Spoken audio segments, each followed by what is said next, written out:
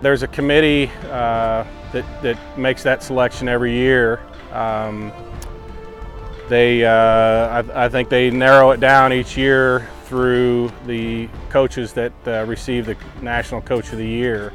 And obviously there was 5, I guess, this last year with Division I, Division II, Division III, and then the 2 different divisions of the junior college ranks. So the selection came down between the 5 coaches that received the National Coach of the Year, and I was selected. And I was told later that it was based on the year that we had 2 years ago, finishing second at the national championship, but then also our record in the past, what we had done over the years with our team. So that's how the selection process took place.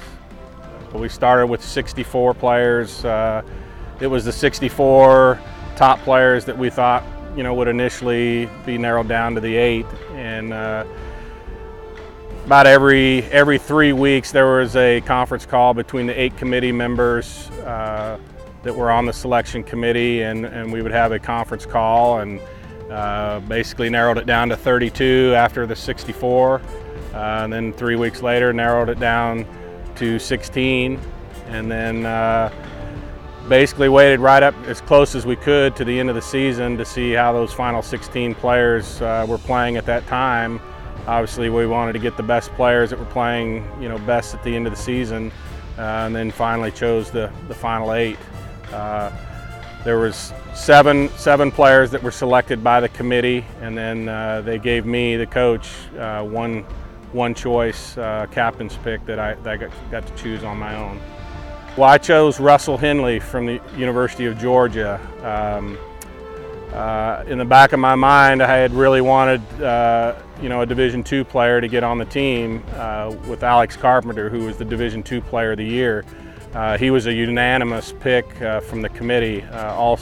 All 8 of the committee members plus myself voted him in, so I didn't have to select him as my captain's pick. So I ended up choosing, again, like I said, Russell Henley from the University of Georgia, who was on the team the previous year, had a great record at the Palmer Cup the year before, and ended up, he's had a great senior year. He ended up, right before he graduated, he won a nationwide tour event, which is playing against, professionals, and then really had a great national championship at the Division I National Championship, and obviously qualified for the U.S. Open, and actually got himself into 3rd place in the U.S. Open this year. So I was really proud of him for the year that he had, and it made me feel good that I picked a pretty good selection.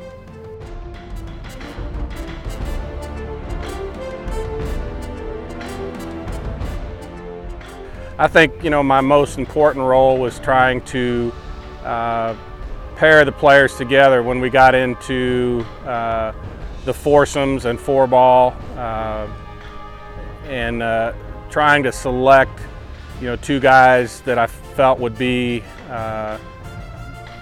compatible. And I think that in this format, like the Ryder Cup, I think it's so important that the guys are comfortable with each other, with the pressures of playing for your country and everything. You want 2 guys that are really going to help each other out. So I think that was important. And then also, at the end when we got into the singles matches, trying to select an order that I wanted to send my players out. I think that was also very important to make sure, whether we were up or down, not to go too heavy on one end or the other, and it worked out really well for us. But each evening we had team meetings and talked a little bit about the day, and but when you're coaching basically the 8 best players, 8 best amateur players in the world, not a lot you're going to do as far as the game, their swing and things like that. It's more course management, maybe talk a little bit about the way we should play the golf course, and because none of them had played that before, so it was all new to them. So those were a few of the things that we talked about each day. But just team meetings, trying to get the morale boosted every night and get them ready for the next day. It was, you know, it was something that I'll never forget, to be able to spend time with 8 of the best players in the world, amateur players in the world, who will eventually go on and be, you know, tour players and be successful on the PGA Tour. Something that not a lot of people get the opportunity to do.